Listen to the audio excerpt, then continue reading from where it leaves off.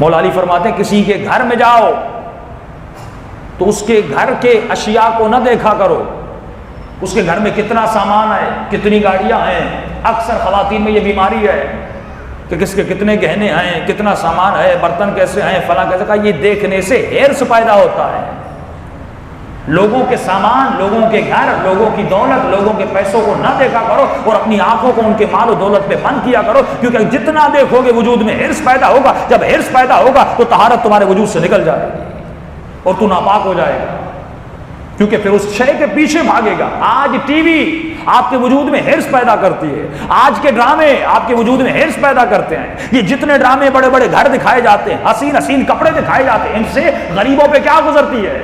ہرس پیدا ہوتا ہے۔ تبھی امام نے فرمایا اگر کسی غریب معاشرے میں رہتے ہو، اگر دکان سے گوشت بھی خریدو تو کسی ایسے کپڑے یا شاپر میں ڈالو کسی غریب کی نگاہ اس پہ نہ پڑے، کیونکہ جس نے 40 دن سے گوشت نہیں کھایا وہ آپ کے ہاتھ میں گوشت لے گا۔ اس کے دو نقصانات ہیں، ایک تو غریب کی آہ نکلے گی، دوسرا جب اس گوشت پہ نگاہ پڑے گی یا پہ گوشت کھاؤ گے اب یہ تمہارے پیٹ میں نورانیت کو پیدا نہیں کرے گا، یہ بیمار بھی کرے گا، کیونکہ اس پہ نظر بھی پڑی ہے۔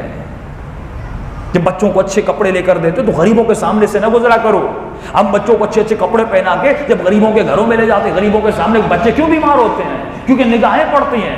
ہمیشہ ایسا لباس پہنا کرو جو متوسط طبقہ پہنتا ہے، ایسی سواریاں رکھا کرو جو متوسط طبقہ رکھتا ہے۔ کسی لوگوں کے گھروں میں نہ جایا کرو، اور اگر جاؤ تو ان کے مال پر، ان کی زندگی پر نگاہ نہ ڈالا کرو، کیونکہ تمہارے وجود میں ہرس پیدا کرتا ہے۔ اور میں نے اس دن مال اور رزق کا فرق بتایا تھا کہ اللہ نے اگر کسی کو کثیر مال دیا ہے لیکن اس کا نصیب اتنا ہی ہے جتنا اس کا رزق لکھا گیا ہے۔ کہ میں نے مثال دی تھی ایسے ہے جس طرح ایک چونٹی کو ایک بہت بڑی روٹی مل جائے، یہ روٹی مال ہے لیکن کھائے گی اتنا، اٹھائے گی اتنا جتنا اس کا رزق ہے۔ تو یہ مت دیکھو زرداری کے پاس کتنا پیسہ ہے، نواز شریف کے پاس کتنا پیسہ ہے، یہ کھائیں گے اتنا جتنا ان کا رزق ہے، باقی چھوڑ کے چلے جائیں گے۔ اللہ نے تمہارے جسم کو محدود رکھا ہے اور جسم کا ظرف بھی محدود رکھا ہے۔ دو فرق آپ کو سمجھانا چاہتا ہوں۔ فرمایا جو جسم ہے یہ محدود ہے، اس کا ظرف بھی محدود ہے۔ آپ اتنا کھاؤ گے جتنی خدا نے پیٹ میں جگہ دی ہے، اس سے زیادہ آپ کبھی کھا بھی نہیں سکتے۔ پانی بھی اتنا پیو گے، ابھی میں 2 لیٹر پانی رکھ لوں لیکن آپ پیئیں گے اتنا جتنا آپ کے پیٹ میں جگہ ہے۔ اگر آپ کو گوشت کھانے کا شوق ہے، میں 10 کلو بریانی یا 10 کلو کڑھائی بنا کے آپ کے سامنے رکھ لوں، آپ کھائیں گے اتنا جتنا آپ کے پیٹ میں جگہ ہے۔ یعنی جسم کے لیے تو کتنا بھی کرے یہ محدود ہے، اس میں محدود جگہ ہے، لیکن فرمایا اس جسم کے پیچھے تمہاری روح ہے، جس روح کو میں نے لا محدود بنایا ہے۔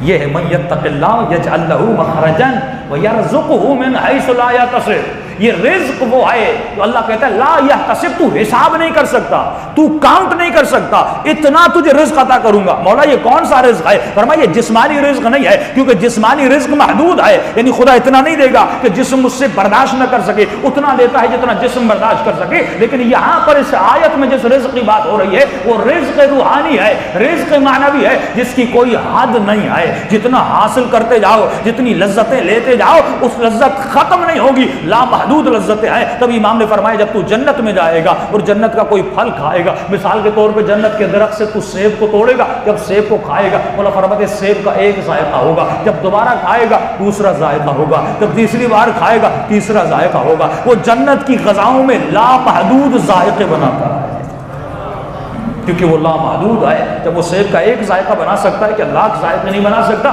فرمایا اس میں لا محدودیت ہے۔ تمہاری روح میں وسعت ہے، تمہارے جسم میں وسعت نہیں ہے۔ تمہارے روح میں لا محدودیت ہے لیکن تمہارے جسم میں لا محدودیت نہیں ہے۔ میں نے چھوٹی سی مثال دی تھی، اگر آپ کا بچہ پہلی کلاس میں جائے تو پڑھنے کے بعد کہتے ہیں بابا مجھے دوسری کلاس میں بھیجو، کیوں؟ کیونکہ پہلی کلاس میں جانے کے بعد اس کے اندر وسعت علمی پیدا ہوئی ہے، دوسری کلاس میں جائے گا اور وسعت علمی پیدا ہوگی، تیسری کلاس میں جائے گا اور وسعت علمی پیدا ہوگی۔ اگر ابھی آپ کو الف بے کی کتاب دی جائے آپ نہیں پڑھیں گے، نہ دلچسپی لیں گے، کیوں؟ کیونکہ آپ سیکھ چکے ہیں، آپ اس سے زیادہ سیکھنا چاہتے ہیں۔ تو معصوم فرماتے جس طرح بچپنے میں، علماء فرماتے جس طرح بچپنے میں تو کچھ پڑھتا ہے اور پڑھنے کے بعد وسعت کے پیچھے جاتا ہے، دوسری کلاس تیسری کلاس اور دنیا کی کلاسز ختم ہو جاتی ہیں پی ایچ ڈی اور ایم فل تک، لیکن فرمایا اطلب العلم من المہد الی اللحد، اگر تو علی والا ہے ماں کے گہوارے سے سیکھنا شروع کر جب تک تو قبر میں نہیں جاتا۔